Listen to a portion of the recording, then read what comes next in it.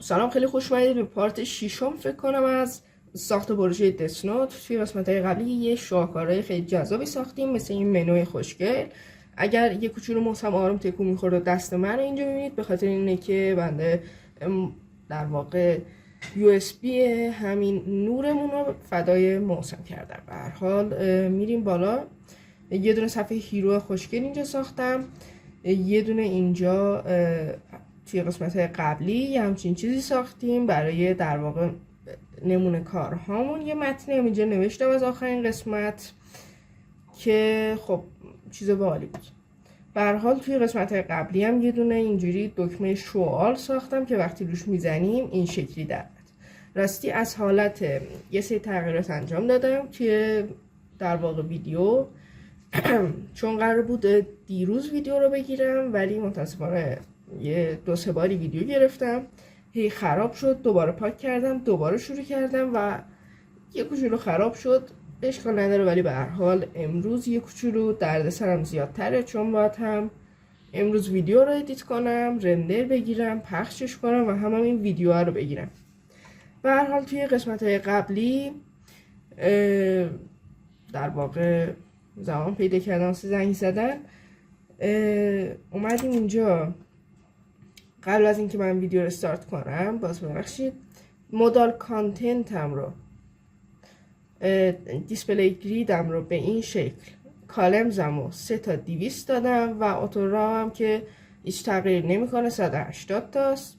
مارجین تاپ رو از 200 پیکسل 100 پیکسل کردم و دایرکشن رایت تو لفت رو پاک کردم تا همون لفت تو رایت بشه. در واقع از این طرف یه دونه ویتس 1300 دادم و یه دونه ارتفاع 650 تا اندازه رو الان میبینید. یه گپ 50 پیکسل هم که از قدیم تا به الان بوده و مارجین لفت 120 پیکسل. از اون طرف خب یه تغییری که میتونیم انجام بدیم اینه که خب توی قسمت قبلی ازتون پرسیدم که آیا به نظرتون ما اینجا یه دونه بک‌گراند واسه همه کارتا بدیم و به صورت کارتی باشه یا یه بک‌گراند کلی داشته باشیم که خیلی خوشگل در میاد. به هر حال چون کسی بنده رو آدم حساب نکردن، تصمیم گرفتم که خب خودم دست به کار بشم و تصمیم گرفتم که اینا رو بک‌گراندشون رو پاک کنم و به خود والدشون، به باباشون یه دونه بک‌گراند جذاب بده. بعد از اونم که یه دونه انیمیشن مار مدل میذارم که تقریبا توی پروژه های جدیدمون، پروژه های بعدیمون و آموزش هامون قرار خیلی کاربردی باشه و خیلی به دردمون میخوره. به هر حال که از همون اول منتظر این بودم که من این حرکت رو بزنم. خلاصه قبل از انجام دادن هر کاری باید دیگه با HTMLمون چون کاری نداریم CSS رو میندازم اینور تا کلن دیگه CSS رو ببینید یکم دید بازتری نسبت به پروژه داشته باشید. توی style.css اول از همه وارد مودال کانتنت هم میشم و بهش یه دونه پوزیشن میدم. این پوزیشن رو پاک میکنم، یادم رفت کنم. بهش یه پوزیشن ریلیتیو میدید که یعنی در واقع همه چی روی اون قرار بگیره. ویتایش اوکیه و حالا نیازی که بک‌گراند کالر بر BG کارد بذاریم. بریم یه نگاه کنیم. اوکی، الان یه همچین شکلی گرفت. حالا میایم اینجا و همین چیزمون یه بوردر ریدیوس میدیم تا دورش گرد بشه 20 پیکسل. بریم یه نگاه بندازیم دوباره. عالیه. خب همین استایلی که اینجا داریم خوبه. اگر فکر می‌کنید چرا این مثل شما اینجوری تغییر نکرده و اینا اینجوری فاصله دارن، به خاطر اینه که داخل CS باکسمون که همون اینا هستن، اینا پیپل و اینا، داخل CS باکسمون من یه دونه مارجین تاپ 15 پیکسل و مارجین لفت 25 پیکسل دادم. دیسپلی فلکس و اینام که از قدیم بودن. به این ویتس‌های هم توجهی نکنید، اینا خیلی به درد میخورن. به هر حال الان تقریبی یه شکلی در آوردیم. ببینید الان اینجا رو نگاه کنید، اینجا یه حالتایی داره. صحیح ما نمیتونیم مثل همیشه بازم این شکلی قشنگ درشون بیاریم.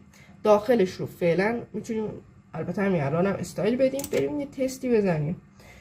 اولین کاری که میخوام بکنم توی CS باکس مارجین تاپشون 15 پیکسله. اوکی، یکم ویتس اینو بالاتر میبرم، مثلا از 230 میذارمش 300 پیکسل. ای 300.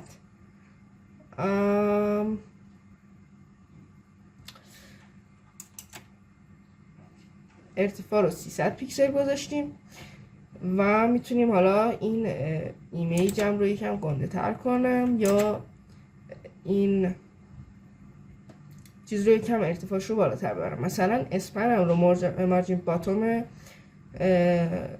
در واقع 10 پیکسل دادم که یعنی از پایین 10 پیکسل بره بالا که خب چیز باحالیه، به درد بخوره. بریم ببینیم یکم اینو بالاتر ببرمش چه اتفاقی میفته. خب مثلا اگه اینو کنم 100 پیکسل،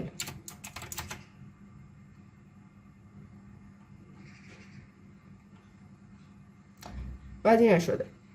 خب مثلا میتونیم از مارجین باتوم 10 پیکسل 100 پیکسل استفاده کنیم. یه ارتفاعی گرفتم. حالا میتونم بیام تو خود CS باکس مثلا یه دونه بوردر بهش بدم تا یه بوردری داشته باشم. مثلا بوردر مثلا 1 پیکسله.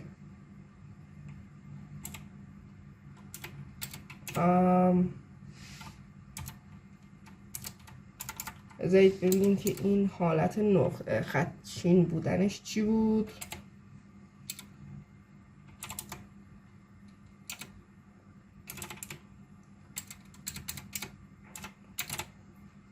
من توی یکی از پروژکت هام در واقع یه دونه داشتم از همین در واقع خطچین مدل، ولی فعلا سالید بریم.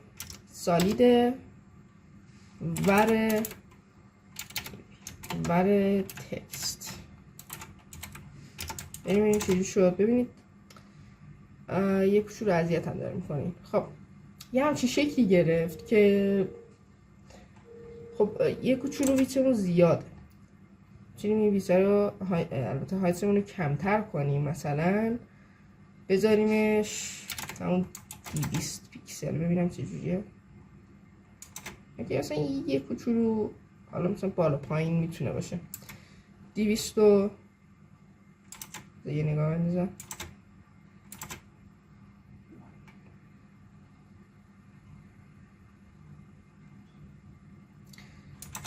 مثلا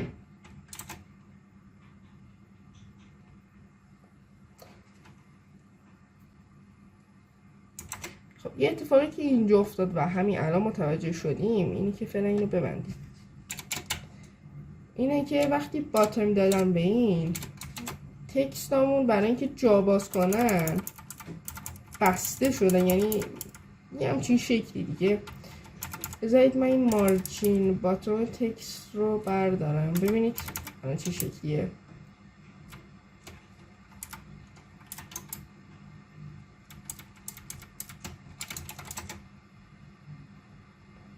خب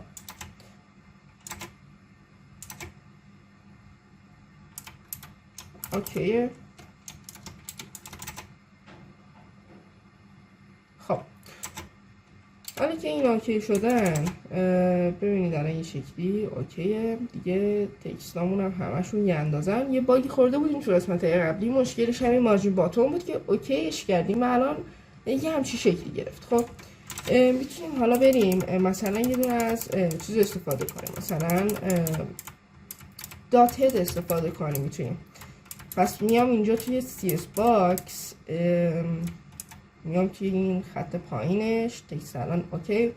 همینجا یه دونه بوردر میدم بهش، برقنرف که بوردر میدم.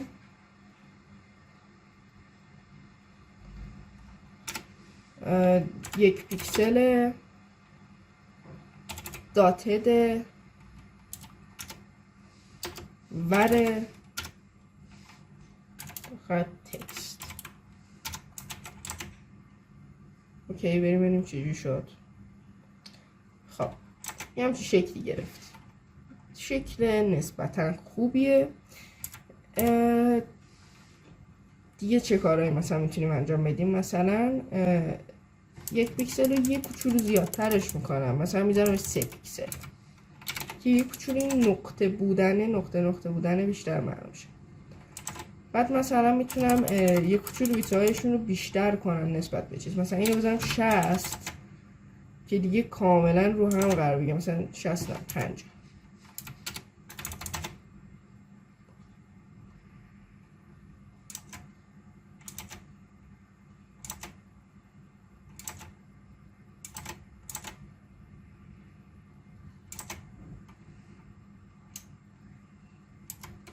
همون کنترل زدمون رو بزنیم برگردیم سر جامون.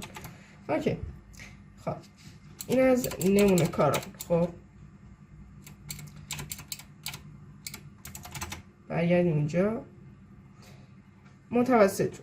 حالا میخواییم سر بحث اصل کاری رو بیارم. اگر اینجا رو بخوایم تغییراتی بدیم، خب حقیقتا الان راستش رو بخواید بنده UX کار و UI کار نیستم که.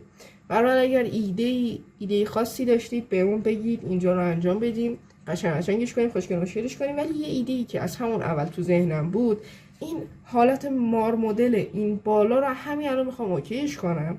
این قسمت هم الان تمام کردیم، یعنی گریدش رو اوکی کردیم، اندازه رو اوکی کردیم، فاصله ها رو اوکی کردیم، فلکسشون رو اوکی کردیم، یه چیز خوشگلی در آوردیم.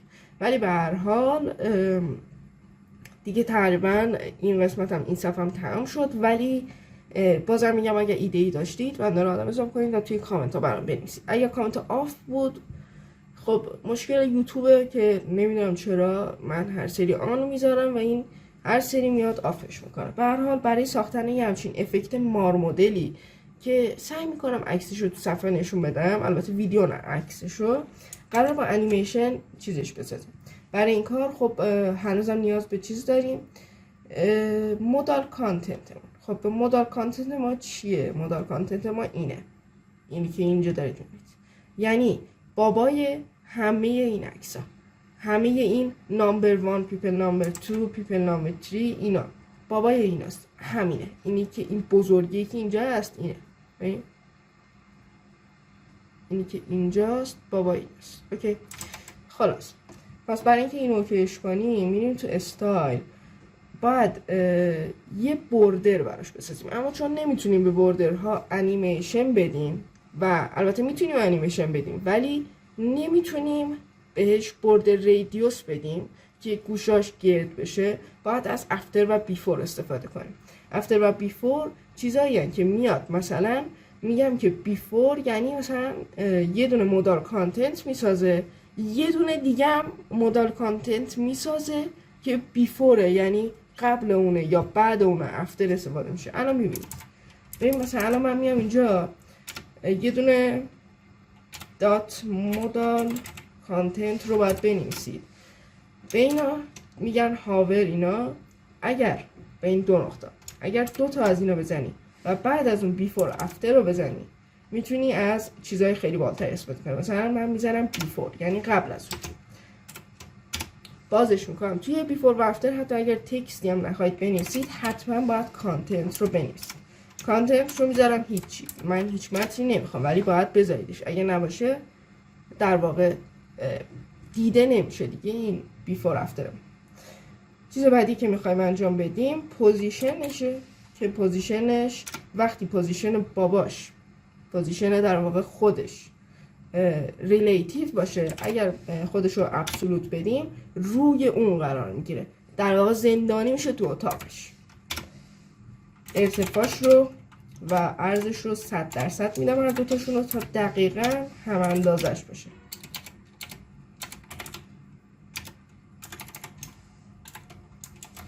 برمیگردیم سر جا.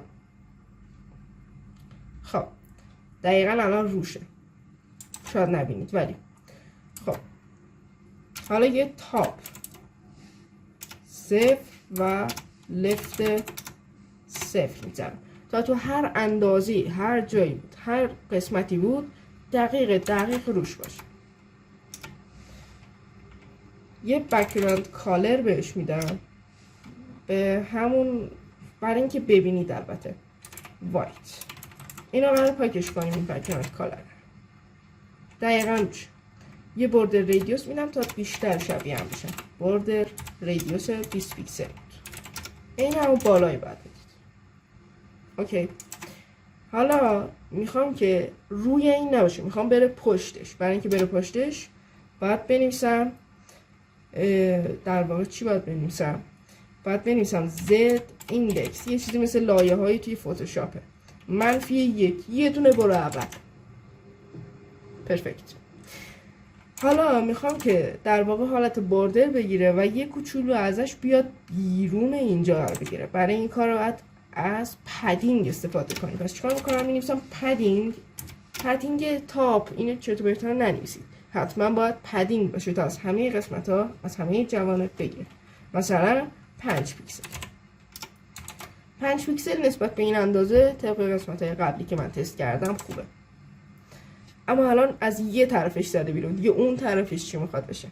برای این حرکت یه حرکت خیلی جذاب است. برای این کار تاپ و لفت رو صفر نمیذارید، میذاریم چی؟ 50% بره از تاپ، 50% فاصله بگیره بره پایین و 50% بیاد از سمت چپ فاصله بگیره. ببین الان این شکلی شد. شاید بگید الان اینو چجوری درست میکنیم؟ برای این حرکت یه چیزی هست به اسم ترنسلیت. میگم که ترنسلیتت بیاد -50% و -50%. حرکت خیلی خفنیه و بال. الان میبینید که به شکل بوردر در اومد. اینو میتونید استفاده کنید. خب حالا ما باید در واقع یه دونه برای اینکه یه انیمیشن بسازیم باید یه انیمیشن تعریف کنیم که از 0 تا 100 در واقع یه بک‌گراند داشته باشیم و اون حرکت بده. برای اینکه راحت‌تر متوجه بشید مثلا اینجا می‌نویسم برای اینکه یه دونه بک‌گراندی داشته باشید که بتونه اینجوری چند تا رنگ داشته باشه به شکل گریدینت، باید بنویسید. من اینجا یه تکست آماده کرده بودم یادم نره چرت و پرت ننویسم. بیا اینجا یه دونه بک‌گراند کانیک گریدینت فکر کنم باید بدیم. بریم ببینیم چه جوریه. خب پس یه دونه بک‌گراند می‌نویسم، بک‌گراند خالی. برمیگردم اینجا، اینی که اینجا زدم رو کپی میکنم، برمیگردم همینجا، اینجا پیستش میکنم. یه دونه از اینا میخواد، اینو میزنم پایین. اینجا یه دونه فرام باید بزنم. خب از اینجا باید یه دونه متغیر داشته باشیم تا در واقع اون متغیره رو نامگذاری کنیم. مثلا اینجا می‌نویسم شاهکار. شما بی زحمت در پروژه‌های عملی از چیزایی مثل شاهکار و اینا استفاده نکنید، چون فعلا نمیشه. ما چون حالا شوخی کاری داریم صحبت میکنیم و این پروژه تمرینی چرت و پرت دارم می‌نویسم. در حال اصلا به کسی میخواید نشون بدین شاهکارا رو پاک کنید، چیز درست بذار، مثلا لاینر گریدینت بذار یا یه همچین چیزی. خلاصه الان باید داخل این یه دونه فکر میکنم از اینا باشه، شاید. و حالا باید رنگامونو بدیم. یه دونش باید ترانسپرنت باشه، یه کاما. یه دونش باید مثلا رنگ مد نظر باشه، مثلا ور تکست. اوکی، من مطمئنا مشکل ما اینه. بریم ببینیم اینو میتونیم چیکارش کنیم که کوچولو آب رو ریزی نشه اینجا، چون مثلا همیشه بنده یادم بعد 3 بار ضبط یادم رفته حقیقتا.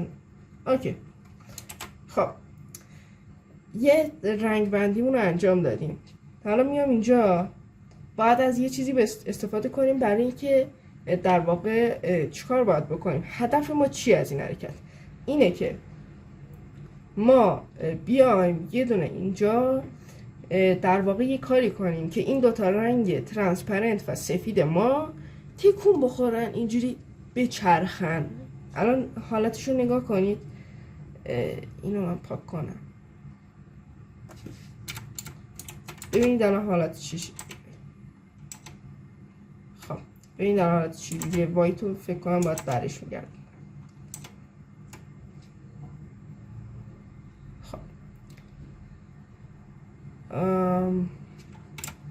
بک‌گراند. خب آقا چون چیزی دیده نمیشه به خاطر اینه که ما یه دونه چیزی استفاده کردیم به اسم شاهکار.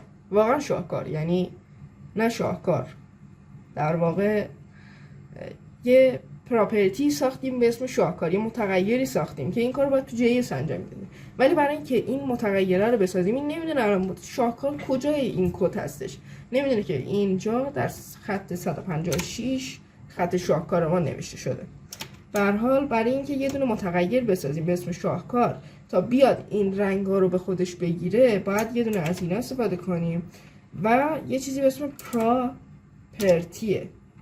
از این دوتا خطا شاهکار رو کپی میکنم تا مشکلی پیش نیاد. همشونه که یه کوچولو مثل این که عجیب شده. خب اینو کپیش کردیم، میایم اینجا پیستش میکنیم. خب میگم که از دیدن شاهکار باید یه سری تنظیمات داشته باشه. تنظیماتش رو من بازم برای اینکه یادم نره اینجا نوشتم که کنترل رو بگیرم اینم بیاد. خب برای اینکه یادم باشه اینجا نوشتم که الان بریم اینجا تو کد بنویسم توضیح بدم. زیاد چیز خاصی نیست. اینا رو یه تپ میزنم تا بیان اینجا این آدم و یه کوچولو اذیت کنه. خب این انگلا رو من ببندمش. خب این خطای بسته توی CSS یادتون نره، سینتکسش رو باید انگل بذاریم، یعنی نوع سینتکسش از حالت زاویه است.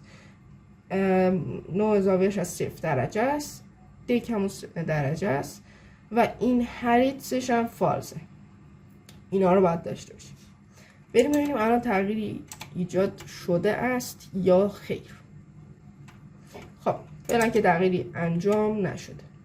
حالا باید زاویه رو بسازیم.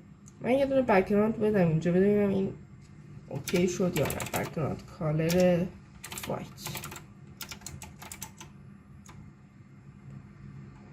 خب اوکی. به خاطر اینه که خب این مخصوص انیمیشن دیگه. الان انیمیشن رو میدیم و اوکیش میکنیم. حالا ما اینجا اومدیم چیکار کردیم؟ گفتیم یه دونه زاویه داریم، یه دونه پراپرتی شاهکار داریم که اومدیم به این شاهکارمون یه دونه رنگ ترانسپرنت یا همون ور بیجی در واقع کارت دادیم و یه دونه هم ور تکست دادیم که یه سفید سیاه میشه. حالا میخوایم که یه کاری کنیم این رنگا اینجوری 360 درجه بچرخن. برای این حرکت باید بریم اینجا پایین مودال کانتنت یه دونه چیزی ایجاد کنیم به اسم برای انیمیشن چیکار میکردیم؟ کی فریمز. می‌نویسم کی فریمز. اوکی. اسم کی فریمز مثلا اسم انیمیشنمون، در واقع برای اینکه انیمیشن ایجاد کنیم یه چیزی حرکت کنه باید یه کی فریم بسازیم. مثلا اسمشو میذارم شاهکار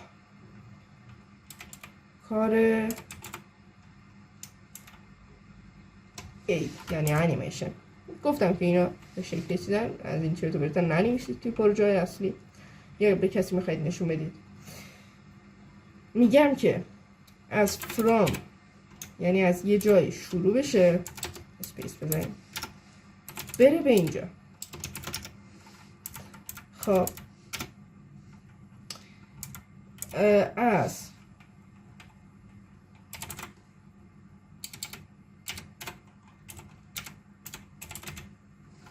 از شاهکار 0 درجه شروع بشه بره به شاهکار 360 درجه. بریم ببینیم حالا چطور شده. هنوز که چیزی بهمون نشون نداد. خب میتونه دلایل مختلفی داشته باشه که با هم دیگه تنظیمش کنیم. و دلیلی که داشته، من خودم یه کوچولو استرس داشتم، اینه که آقا شما یه انیمیشنی ساختی، ببین مثلا دوست من غلامه، یه دونه دوست دیگه هم دارم که مثلا اسمش حسینه. وقتی به حسین میگم که برو مثلا فلان چیز از غلام بگیر، میگه که غلام کیه؟ چون که معرفی نکردم بهش. اینجا من این حرفو داره میزنه. من باید بیام غلامو به حسین معرفی کنم، بگم غلام این حسینه، حسین این غلامه، و همین اتفاق باعث میشه که متوجه بشن عملکرد. خب اینجا برای همچین کاری باید یه دونه انیمیشن بسازی. نیمش رو مثلا میذاریم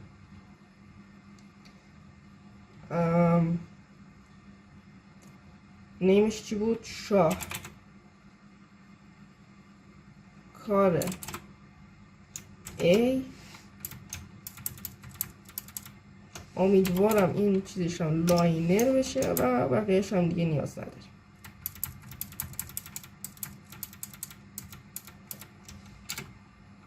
خب اگر این الان کار کنه واقعا خوشحال میشم.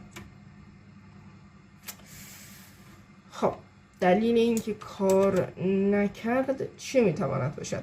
مشکل از انیمیشن ممکنه باشه، مشکل از چیزهای مختلف میتونه باشه، و برای اینکه این مشکل رو حل کنیم میتونیم روی ببریم به اینترنت. پس ما بریم یه سری بزنیم و برگردیم.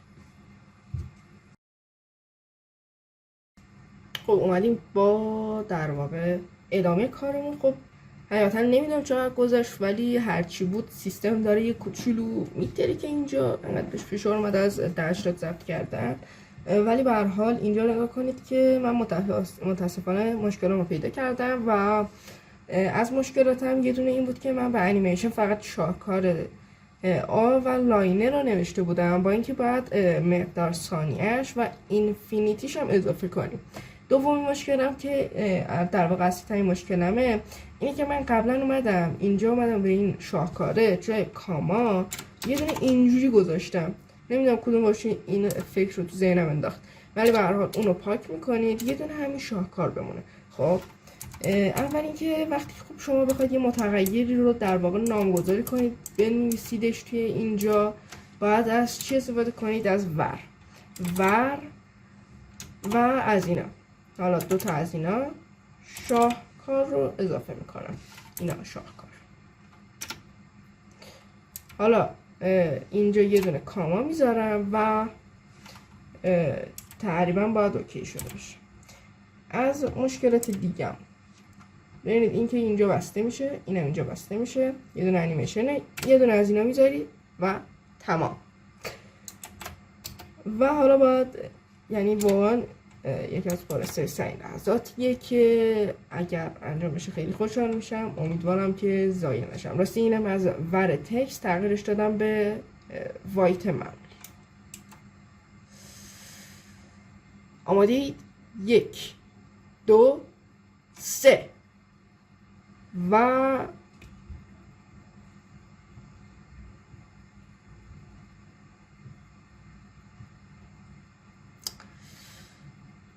اوکی آقا ببینید این کار کرده. خب ولی اینی که اینجا دارید ببینید کار کرده. اوکیه. شاید بگید که خب سیاه چی داری میگی؟ این کار نکرده که. ولی مشکل از کار کردن این نیست، مشکل از اینه که یه چیزی رو من تغییر دادم و اگر دقت کنید متوجهش میشید چی رو تغییر دادم. اگر آیکون موس و مدل برنامه ها رو نگاه کنید یه ویچوال ماشین الان بازه و تو ویچوال ماشین داریم پروگرامینگ میکنیم و خب این در واقع وقتی که ویچوال ماشین داره در واقع پروگرامینگ میکنه و غیر از اون طرف داره 80 داره ضبط میشه، یه کوچولو به سیستم فشار میاد و باعث میشه که یه سری از انیمیشن ها رو نتونه اجرا کنه. خب اگه بخوایم اجراش کنیم میتونیم من نمونهش رو اینجا براتون نشون بدم اگه دلتون خواست. بذار ببینم مثلا چیکار میتونیم بکنیم که این یکم اوکی تر بشه. نگاه کنید حتی این انیمیشن هاورم یه کوچولو اذیت داره میکنه. خلاصی که برای اینکه این اوکیش کنم میتونم یه سر کدا رو ببرم طرف چیز تا اینا رو یکم اوکی ترش کنم. به هر حال نمونه اصلی رو براتون اگه تونستم براتون نشون میدم. میتونید خودتون تست کنید، استفادهش کنید. و اینکه خب من امیدوارم دیگه این اشتباهاتو نکنم و ویچوال ماشین استفاده نکنم. به هر حال ویچوال ماشینم تست بود. نظرتون در رابطه به چیز چیه؟ اگر خواستید توی کانال تلگرام عضو بشید، یه سری عکس‌ها و در واقع کدا رو براتون میذارم. نمونه چیزم اگر نتونستم تو ادیت براتون ضبط کنم و بذارم، سعی میکنم توی اونجا حتما براتون نمایشش بدم. عکسش رو چیز خفنی میشه. به هر حال اینم شد از انیمیشن خوشگل ما که متاسفانه دلیل کم بوده رم نشد، ولی اصلا نگران نباشید. و در آخر میبینمتون تا ویدیوهای بعدی. خداحافظ شما.